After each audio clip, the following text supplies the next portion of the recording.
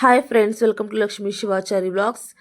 So ಎಲ್ಲರೂ ಹೇಗಿದ್ದೀರಾ? ನೀವೆಲ್ಲರೂ ಚೆನ್ನಾಗಿದ್ದೀರಾ ಅಂತ ಹೇಳಿ ಭಾವಿಸ್ತಾ ಇವತ್ತಿನ ವ್ಲಾಗ್ ಸ್ಟಾರ್ಟ್ ಮಾಡುವ.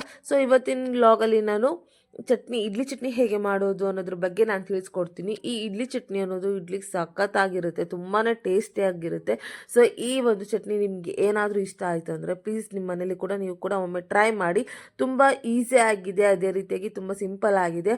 ಅಷ್ಟೇನು ಇಂಗ್ರೀಡಿಯೆಂಟ್ಸ್ ಇದಕ್ಕೇನು ಬೇಕಾಗಿಲ್ಲ. ಸ್ವಲ್ಪ ಇಂಗ್ರೀಡಿಯೆಂಟ್ಸಿಂದನೇ ನಾವು ಸೂಪರಾಗಿರೋ ವೆರೈಟಿಯಾಗಿರೋ ಇಡ್ಲಿ ಚಟ್ನಿಯನ್ನು ಮಾಡಬಹುದು. ಇದಕ್ಕೆ ನಾವು ಈ ಒಂದು ಚಟ್ನಿಗೆ ಏನೇನು ಸಾಮಗ್ರಿಗಳು ಬೇಕು ಅನ್ನೋದನ್ನು ನಾವು ಫಸ್ಟಾಗಿ ನೋಡ್ಕೊಳ್ಳುವ. ಇದಕ್ಕೆ ಇಷ್ಟು ಸಾಮಗ್ರಿಗಳು ಬೇಕು. ಏನೇನಪ್ಪ ಅಂತ ಹೇಳಿದರೆ, ಮೊದಲನೇದಾಗಿ ಕೊಬ್ಬರಿ ಬೇಕಾಗುತ್ತೆ. ಅದೇ ರೀತಿಯಾಗಿ ಪುಟಾಣಿ ಅಥವಾ ಹುರ್ಗಡ್ಲೆ ಅಂತ ಹೇಳ್ತಾರೆ ಕೆಲವೊಂದು ಕಡೆ. ಅದೇ ರೀತಿಯಾಗಿ ಹಸಿಮೆಣ್ಸಿನ್ಕಾಯಿ, ಹುರ್ಕೊಂಡಿರಬಾರ್ದು ಹಸಿಮೆಣ್ಸಿನ್ಕಾಯಿ. ಅದೇ ರೀತಿಯಾಗಿ ಒಂದು 3 ಬೆಳ್ಳುಳ್ಳಿ, ಶುಂಠಿ ಮತ್ತು ಕೊತ್ತಂಬರಿ. ಇಷ್ಟು ಸಾಮಗ್ರಿಗಳು ನಮಗೆ ಚಟ್ನಿಗೆ ಬೇಕಾಗುತ್ತೆ. ಇದಾದ ನಂತರ ಒಂದು ಸ್ವಲ್ಪ ಒಗ್ಗರಣೆಗೆ ಕರಿಬೇವು ಮತ್ತು ಒಣಮೆಣ್ಸಿನ್ಕಾಯಿ ಬೇಕಾಗುತ್ತೆ.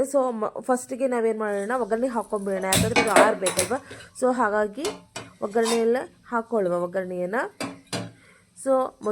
ಮೊದಲನೇದಾಗಿ ನಾವು ಎಣ್ಣೆಯನ್ನು ಹಾಕ್ಕೊಂಡ್ಬಿಟ್ಟು, ನಮಗೆ ಅಂದರೆ ಇದಕ್ಕೇನು ತುಂಬ ಎಣ್ಣೆ ಬೇಡ, ಸ್ವಲ್ಪ ಎಣ್ಣೆ ಆದರೆ ಸಾಕಾಗುತ್ತೆ. ಎಣ್ಣೆ ಹಾಕ್ಕೊಂಡ್ಬಿಟ್ಟು ಅದಕ್ಕೆ ಸಾಸಿವೆ ಮತ್ತು ಜೀರಿಗೆಯನ್ನು ಹಾಕ್ಕೊಳ್ಬೇಕಾಗುತ್ತೆ. ಸಾಸಿವೆ ಜೀರಿಗೆ ಹಾಕಿದ ತಕ್ಷಣ ನಾವು ಸ್ಟವ್ ಆಫ್ ಮಾಡ್ಕೊಂಡ್ಬಿಟ್ರೆ ಮುಗೀತು. ಅದಕ್ಕೆ ಒಂದು ಸ್ವಲ್ಪ ಒಣಮೆಣ್ಸಿನ್ಕಾಯಿ ಒಂದು ಮುರಿದು ಹಾಕ್ಕೊಂಡಿದ್ದು, ಒಣಮೆಣ್ಸಿನ್ಕಾಯಿ ಮತ್ತು ಕರಿಬೇವು ಹಾಕ್ಕೊಂಡ್ರೆ ಮುಗೀತು. ಚಟ್ನಿಗೆ ಆಲ್ರೆಡಿ ಒಗ್ಗರಣೆ ರೆಡಿ ಆಯಿತು. ಇವಾಗ ನಾವು ಏನು ಮಾಡುವ ಅಂತ ಹೇಳಿದರೆ ಚಟ್ನಿ ರುಬ್ಕೊಳ್ಳುವ. ಒಂದು ಮಿಕ್ಸಿ ಜಾರಲ್ಲಿ ನಾವು ಏನು ಹೆಚ್ಚಿಟ್ಕೊಂಡಿದ್ವಲ್ಲ, ಹೆಚ್ಚಾಗಿ ಕೊಬ್ಬರಿ ಚೂರು ಅದು ತುರ್ಕೊಳ್ಬೋದು. ಅದೇ ರೀತಿಯಾಗಿ ಅದಕ್ಕೆ ಪುಟಾಣಿ, ಹಾಗೆ ಅದಕ್ಕೆ ಸ್ವಲ್ಪ ಮೆಣಸಿನ್ಕಾಯಿ, ಏನು ಒಂದು ನಿಮಗೆ ಖಾರ ಬೇಕಿದ್ದರೆ ಖಾರ, ಇಲ್ಲಿದ್ರೆ ಒಂದು 2-3 ಹಾಕಿದರೆ ಸಾಕಾಗುತ್ತೆ. ಹಸಿ ಮೆಣಸಿನ್ಕಾಯಿ, ಅದಕ್ಕೆ ಶುಂಠಿ ಮತ್ತು ಬೆಳ್ಳುಳ್ಳಿ, ಅದೇ ರೀತಿಯಾಗಿ ಏನು ಇಟ್ಕೊಂಡಿದ್ವಲ್ಲ ಕೊತ್ತಂಬರಿ, ಅದೇ ರೀತಿಗೆ ರುಚಿಗೆ ತಕ್ಕಷ್ಟು ಉಪ್ಪು ಹಾಕ್ಕೊಂಡ್ರೆ ಮುಗೀತು.